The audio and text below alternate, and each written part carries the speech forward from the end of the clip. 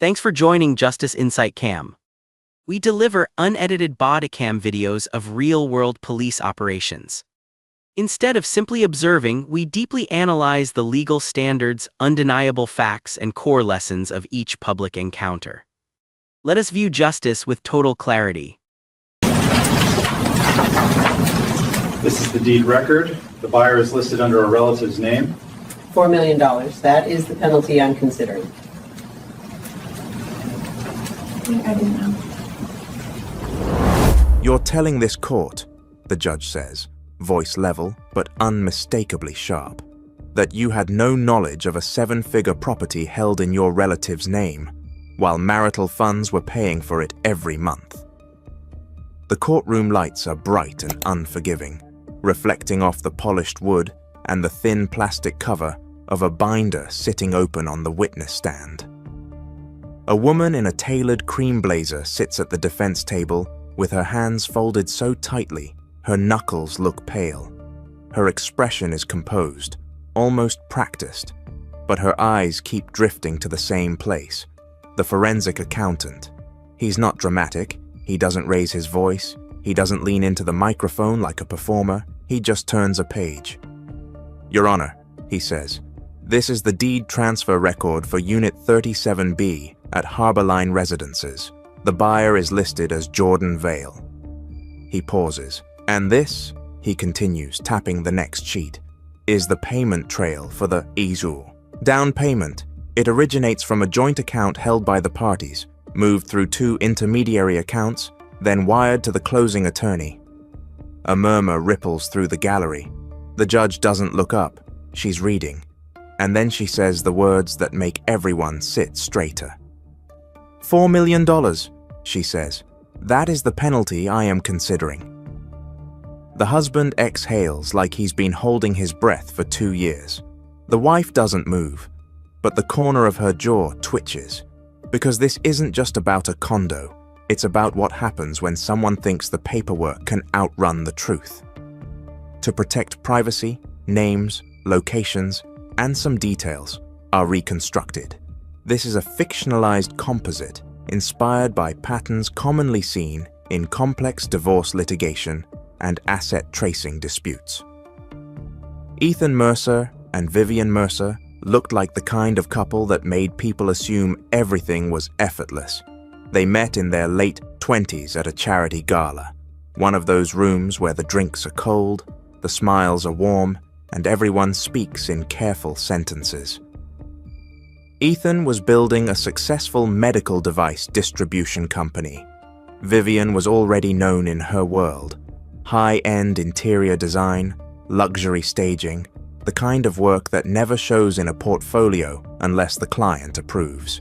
They moved fast, not because of passion alone, because their lives fit. Ethan had ambition and order. Vivian had taste and contacts, and for a while, their marriage felt like a well-designed home. Smooth lines, clean surfaces, nothing out of place. They bought a house in a gated neighborhood with white stone steps and an entryway that smelled like citrus cleaner. Their friends joked that Vivian decorated so well, the home looked like it was always waiting for a photographer. They had a son. They hosted dinners.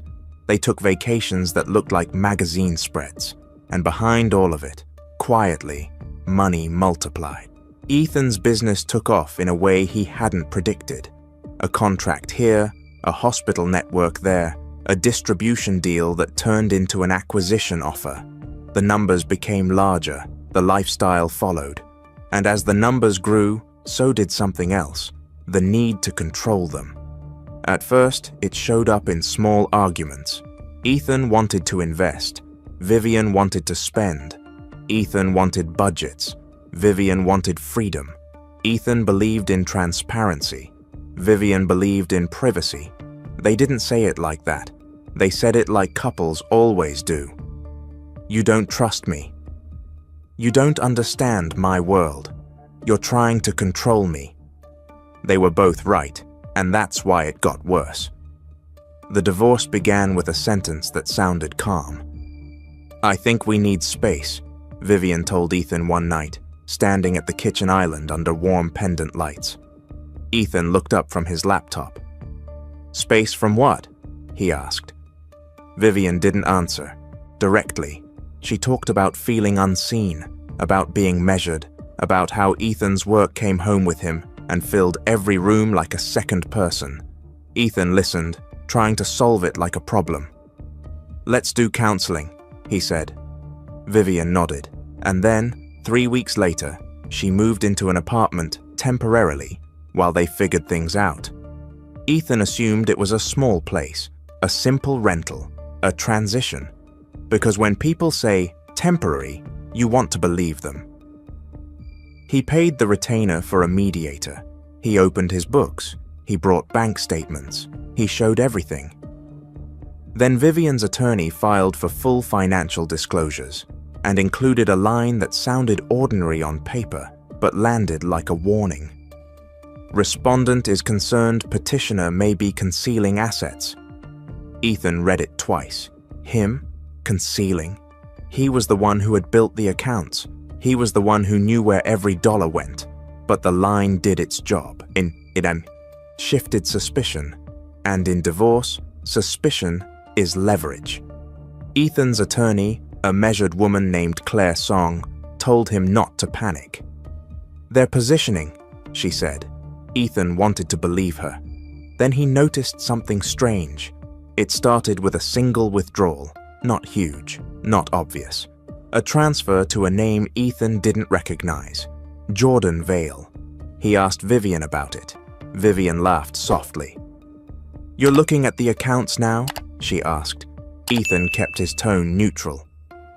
"Who is Jordan Vale?" Vivian's eyes didn't flicker. "A contractor," she said. "For the apartment. Don't worry about it." Ethan nodded, even though it didn't make sense. Vivian didn't hire contractors. Vivian hired full teams, and she never used names Ethan didn't recognize. He didn't fight, not yet, because he still believed the divorce could be civilized, until the discovery responses arrived. In divorce, discovery is where stories go to get tested. It's forms and attachments and sworn statements that turn private life into a ledger. Ethan's side disclosed everything: business valuations, tax returns, investment accounts, retirement, debt. Vivian disclosed what looked at first glance like a modest package: a personal checking account, a credit card, a small investment account, and, this was the part that felt wrong, no real estate, none. But Vivian was living somewhere, and not just somewhere. Ethan knew her taste. He knew her standards. He knew what temporary looked like for her. The mediator asked about her housing. Vivian smiled. "I'm staying with family," she said. Family. That word is a blanket. It covers a lot. Ethan didn't push, because pushing looked like control. Then his son said something that cracked the surface. One Sunday evening after a visit, 7-year-old Noah hopped into Ethan's back seat and buckled himself in. "Dad," he said, casually, "Mom's new place has a pool on the roof." Ethan's hands tightened on the steering wheel. "A pool?" "Yeah," Noah said, "and the elevator has mirrors." Ethan smiled like it was nothing, but inside his mind started running. Rooftop pool, mirrored elevator. Those weren't family features. Those were luxury high-rise features. Claire listened quietly when Ethan told her. Then she said a sentence that changed the direction of the case. "We should bring in a forensic accountant." Ethan hesitated. "That sounds extreme." Claire didn't blink. "It's not extreme," she said. "It's how you stop guesses from becoming your reality." The forensic accountant's name was Raj Patel. Early 40s, calm voice, a reputation for patience and precision. Raj wasn't a detective in a trench coat. He was spreadsheets, public records, patterns. He met Ethan in a plain conference room with a glass wall and a pot of coffee that had been burned too long. "What do you think she's hiding?" Raj asked.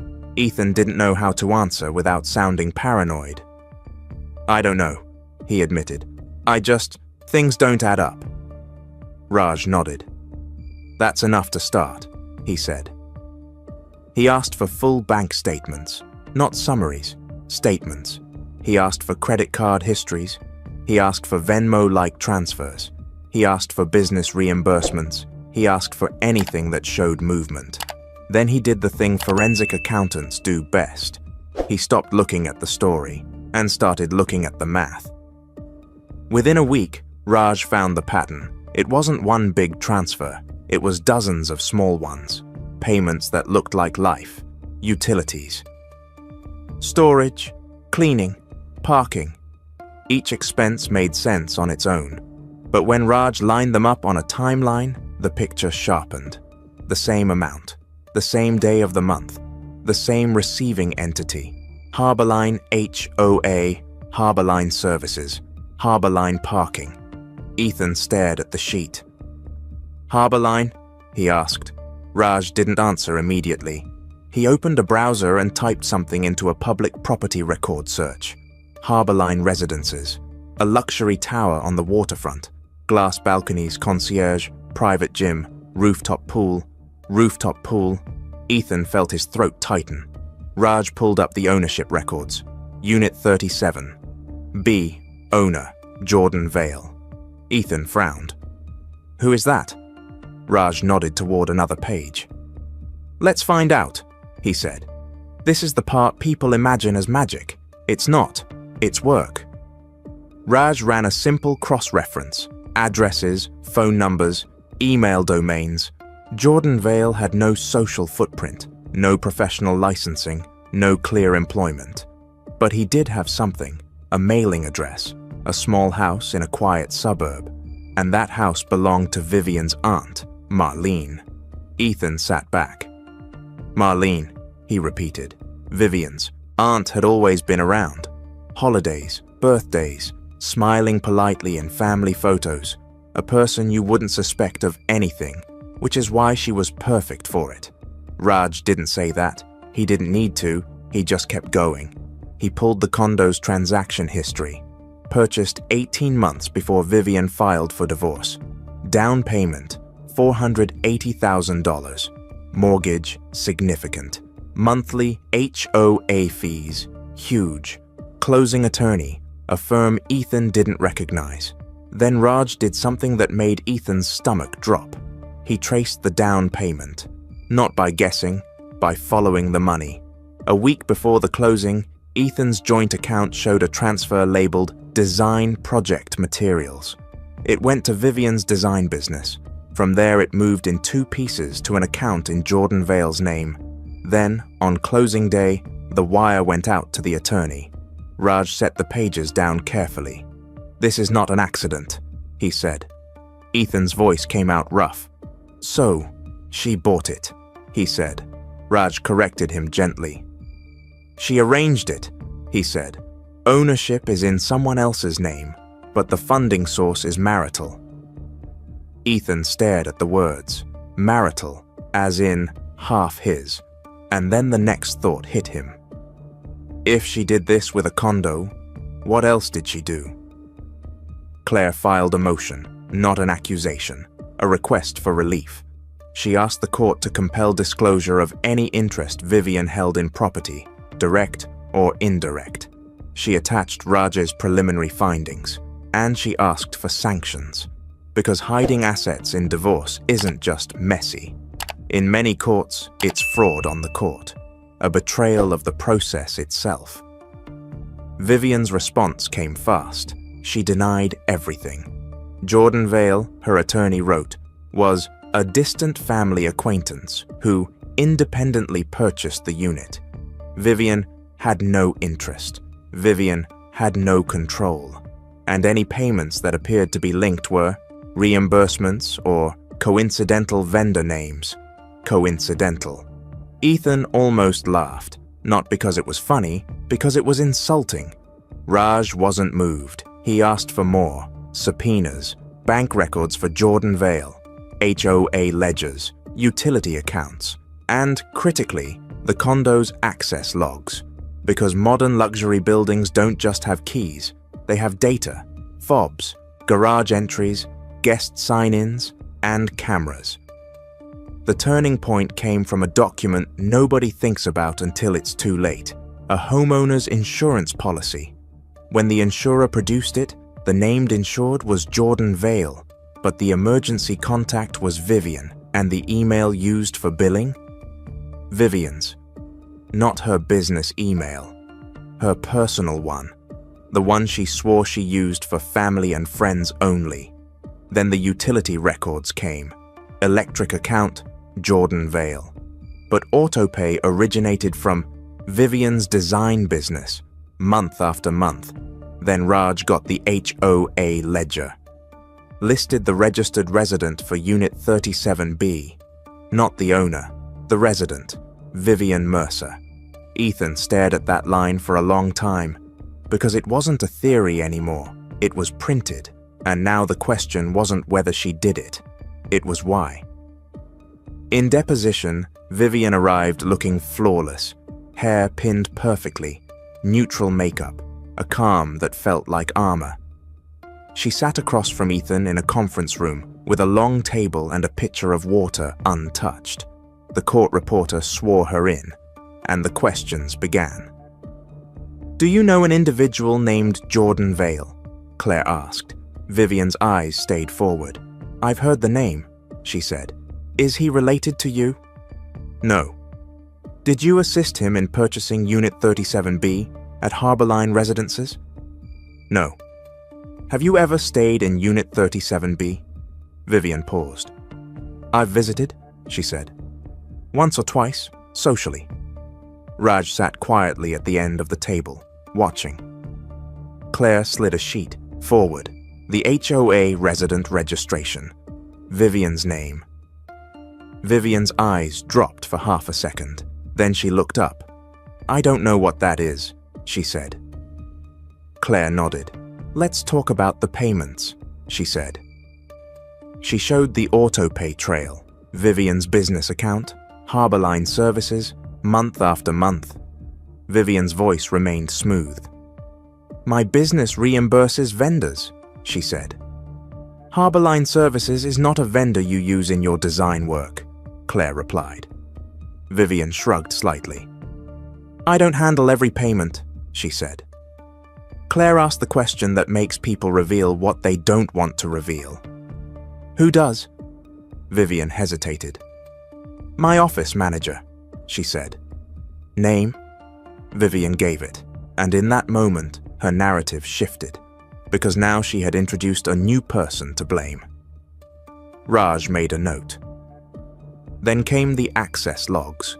Harborline produced them under subpoena, fob entries, garage gate, opens, elevator calls, timestamps, and the name attached to the primary fob, Jordan Vale. But the secondary fob, the one used most often, the one that entered the garage almost every weeknight around 8 p.m., was registered to a V. Mercer. Vivian's attorney objected. "Speculation," he said. Raj finally spoke. "It's not speculation," he said. "It's the building's record." Claire asked Vivian, "Is V. Mercer you?" Vivian's mouth opened, then closed. "I don't know," she said. Claire stared. "You don't know if your initial is yours?" Vivian's eyes hardened. "I'm saying I can't confirm what a building staff member entered into a system," she said. Claire nodded. "Understood," she said. "Let's move to the concierge guest logs." The logs showed Vivian's name repeatedly. Guest passes issued, packages collected, maintenance requests, and then one entry that turned the room colder. A maintenance CC, request for a leak, submitted by Vivian Mercer, contact number, Vivian's cell. Ethan felt a strange mixture of relief and nausea. Relief because the truth was finally surfacing. Nausea because it meant the person he married had built an entire parallel life out of paperwork. At the next hearing, Judge Marisol Keene took the bench. She had the look of someone who had seen every kind of manipulation, and learned to hate the ones wrapped in politeness. "Ms. Mercer," she said, "you are under oath in this court." Vivian sat perfectly still. "Yes, Your Honor." The judge held up the HOA, resident registration, and the insurance policy. "These documents list you," she said. "The payments originate from accounts tied to your marital finances. The building's access logs show consistent use by V. Mercer." Vivian's attorney stood. "Your Honor, my client denies ownership. Title is in Mr. Vale's name." Judge Keene raised a hand. "Counsel," she said, "people hide assets by putting them in other names. That is not a new trick. The question is whether this court finds that your client had a beneficial interest and deliberately concealed it." She turned her gaze back to Vivian. "Did you live there?" the judge asked. Vivian's voice stayed smooth. "I stayed there sometimes," she admitted. "Did you pay for it?" Vivian's eyes flicked just once to her attorney. "I contributed," she said. "Contributed," Judge Keene repeated. Raj stepped to the stand. He laid out the trail. He explained the pattern. He showed how the down payment was sourced, how the monthly fees were funded, how the reimbursements were labeled, not as a tutorial, as a demonstration of intent. Then he said the sentence that ended the debate. "In my opinion," he said, "the unit was acquired and maintained using marital funds while being titled in a nominee's name to avoid disclosure." The courtroom went quiet. Not dramatic quiet, judicial quiet, the kind that means someone is about to lose. Vivian tried to pivot. She claimed the condo was for work, a staging space, a place to meet clients, a property she planned to flip. Judge Keene listened, then asked one question. "If it was for work," she said, "why is it registered as your residence with the HOA?" Vivian's lips tightened. "And why?" the judge continued. "Did you fail to disclose it in your sworn financial statement?" Vivian's attorney tried to salvage the narrative. "Your Honor, omission is not necessarily intentional." Judge Keene's voice sharpened, just slightly. "An omission of this magnitude," she said, "paired with active concealment indicators, is not simple oversight." Ethan sat very still. He wasn't cheering, he wasn't smiling, he was watching a marriage become evidence. The court's ruling came in parts. First, the condo was deemed a marital asset. Not because Vivian's name was on the deed, because the court found she had a beneficial interest and used marital money to acquire it. Second, Vivian's credibility was damaged. In family court, credibility is currency. Once it's spent, everything costs more. Third, sanctions. Judge Keene did not treat this as a private squabble. She treated it as a fraud on the court. She ordered Vivian to pay Ethan's attorney's fees related to the forensic investigation. She ordered repayment of marital funds used for the property. She ordered a disproportionate distribution of remaining assets in Ethan's favor. And then she addressed the penalty. "Ms. Mercer," she said, "this court is imposing a $4 million penalty structured as a compensatory award and sanction for deliberate concealment." Vivian's face finally cracked, not into tears, into shock. "$4 million?" she whispered. Judge Keene didn't soften. "This is what happens," she said, "when you decide the court is optional." Outside the courthouse, reporters waited. Cameras, microphones, people hungry for a simple headline. Ethan didn't speak to them. He walked to his car and sat in silence for a full minute before he turned the key. Because even when you win a ruling like that, it doesn't feel like victory. It feels like grief. Grief for the person you thought you knew. Grief for the life that could have been. Grief for the way trust can be turned into a spreadsheet. Vivian's side appealed. They argued the penalty was excessive. They argued the condo wasn't truly hers. They argued the court overreached, but the record was heavy, and records are hard to argue with. The appeal didn't erase the finding, it only stretched out the consequences.